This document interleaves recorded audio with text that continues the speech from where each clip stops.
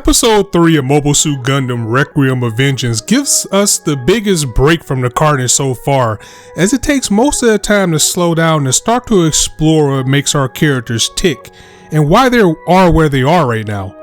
Episode 1 and 2 has so much going on from being on the run from the Gundam and the Federation that it feels we barely had time to get to know Solari.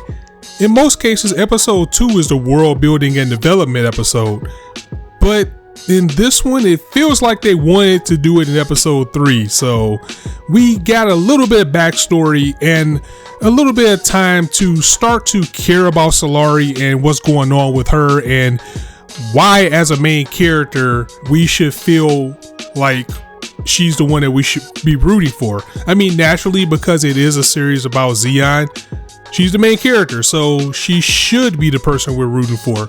But now we're getting backstory, or we're starting to slowly get backstory on why it's so dire and why it's such a desperation in her heart and eyes to actually escape this Gundam. The episode kicks off with Captain Solari waking up from a nightmare, and in this dream it appears that she has a son.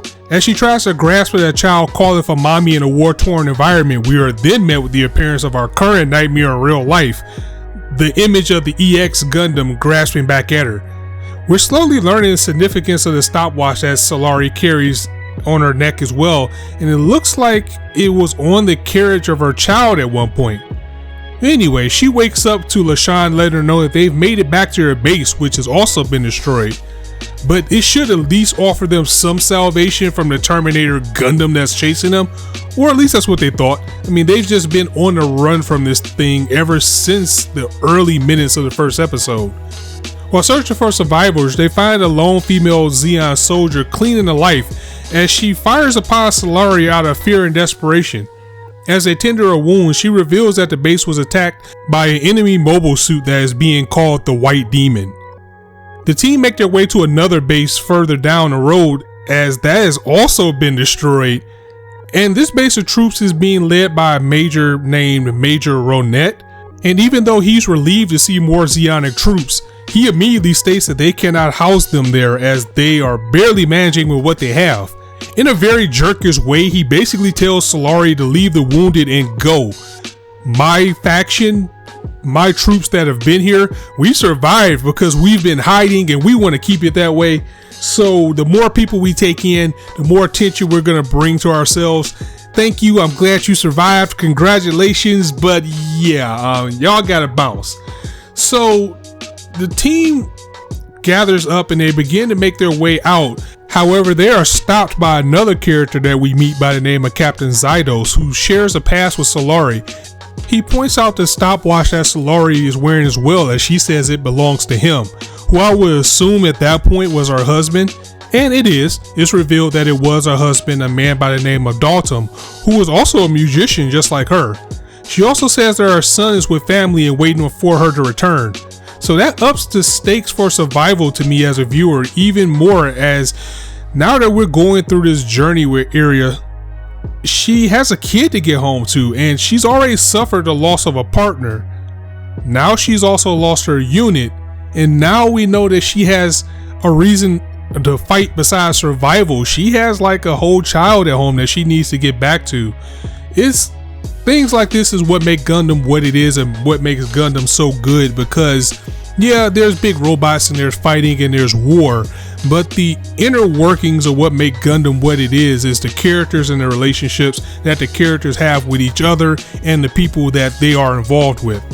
Add to the fact that she is now also awakening as a new type. Even when she's in a time of peace like we saw for a majority of this episode, she's still haunted by the psychic connection she has with the Gundam pilot whenever she's near.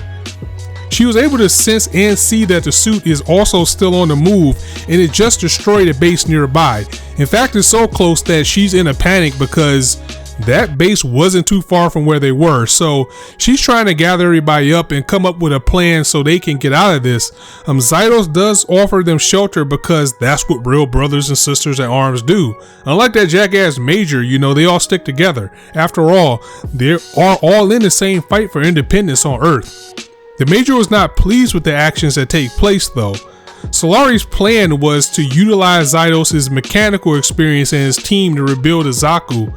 In fact, they were going to rebuild 2 Zaku's that can stand up to the Gundam and protect the base once it arrives, using the intel that she has and just her overall knowledge. Because that beam saber just cuts through like the Zaku's like butter. You know, it has the rifle and all types of things. So if they can use more things in this junkyard to kind of strengthen the Zaku's, then they would have a better chance, or at least a fighting chance. After an inspiring speech to the mechanic team, we get a Rocky-like montage of the 2 Zaku's being built. As mentioned earlier, the Major was not happy with this, as he feels the best means of survival is to stay hidden, not to build a weapon for defense, because that was going to bring attention to them. He wanted to shut the whole operation down, but of course things got too peaceful, and you can't get too peaceful for too long, especially a Gundam. The Federation and the Gundam GX have arrived to attack just like Solari said it would, and it was not alone, as this time it brought a GM with them too. So for those who are not familiar, a GM is a suit that's not quite a Gundam, but it's mass produced for the Federation to use in battle.